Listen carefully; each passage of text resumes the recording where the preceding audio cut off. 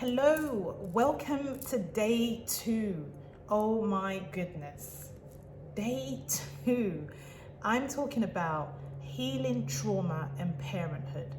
I'm physically shaking in my chair because I not all the time plan what I'm going to say, and so I'm nervous as to what's going to come out of my mouth, because the one thing I have been tested on over the past couple of years has been parenthood, and it has been linked. See what I'm doing with my fingers here? It has been linked with my trauma.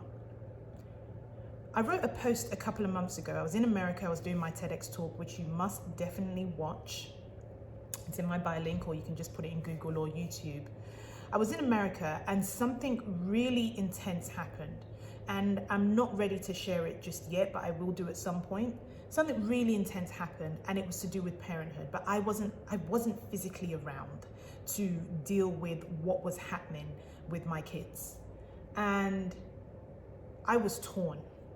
I was torn beyond belief, because I started to question how good I am as a parent. Now, if you've watched day 1, which I really advise you to watch it so you can get a bit more information as to what we're going to be talking about over the next couple of days in these video series, I just started to question my self-worth as an individual and as a parent. On top of that, other people had opinions on what I should or shouldn't be doing as a parent. And that's one of the trickiest things. Now, I'm a British-born Nigerian living in Sydney, Australia. I'm going to repeat that again because it's a mouthful. I am a British-born Nigerian living in Sydney, Australia. I love it. Citizen of the world. There is something in that story. When I relocated to Australia 7 years ago, I was running, like full on running. I didn't know it then, but all I knew is I just need a safe haven. Please just cover me. Please just cover me. I was running with shame of being a single parent to 2 kids, to 2 different dads. I could never have said those words before without kind of apologizing to the audience. But I don't stand for that anymore. I'm not perfect. I make mistakes, but I'm damn good. I am the divine. You are the divine. But most of the time, we are still reeling off of the things that are hooked to our disturbing events that challenged and questioned that. Now, in the full-length documentary that we're going to be working on, we're going to delve deeper into some ancient modalities and thinking of trauma.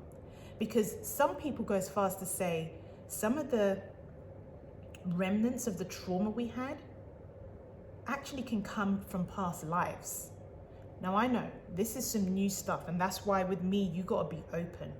Oh, I'm about to do a full-on workshop here. You need to be open and empty your cup to hear a different perspective. It's okay. You don't have to agree with me. I don't want you to agree with me. We want diversity of thought in this world. But let's just say you could be open for a second and realize that acknowledging your trauma, healing it, can actually heal generations way before you came.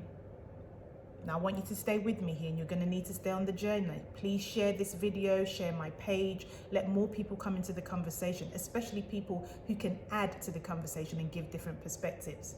I'm asking everyone does it with compassion and love. But for me, the biggest thing around my trauma and healing it was around parenthood. So while I was in the States last year and, chaos was happening, I wasn't there, and I was questioning my self-worth, and I had other people jumping on my whole insecurity. I put a post out, and it's exactly how I felt. And this is what I said. It is difficult to ask a bird, a mother bird, whose wings has been clipped, to carry its children and fly.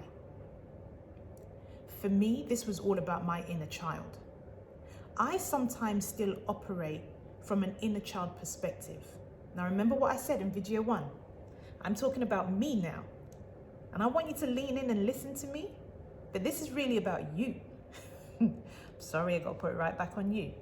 I'm taking responsibility for myself, and I will always create the space for you to take responsibility for yourself.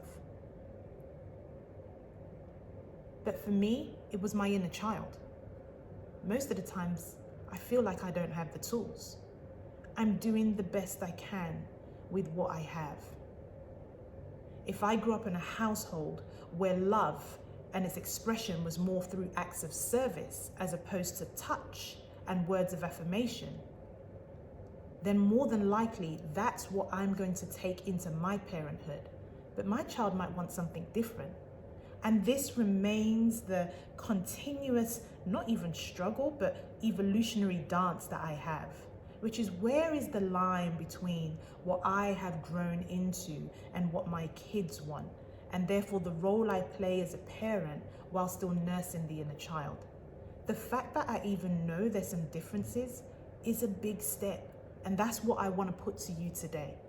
So if you are a parent, you could be even a mother, an uncle, a godmother, a goduncle, godparent. How does the event or events that played out in your life coming out in the role you play as a godparent, as a parent? How's it coming out? Awareness is key. That is the most important thing, because the minute you are aware, you know what you're dealing with and you know the emotion that's coming up, and then that gives you license to regulate. I feel I've said so much here and I've gone so much longer than I wanted to, but you hear me.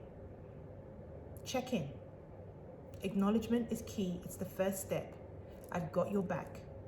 All right, enough from me. Please share the video, get people to follow me on Instagram and Facebook so we can literally raise the vibration on what we do. And if you haven't heard me already, we would love your support with our feature-length documentary, and you can find more information on how you can contribute in either the link below or in my bio. Love, light, and healing. Mwah.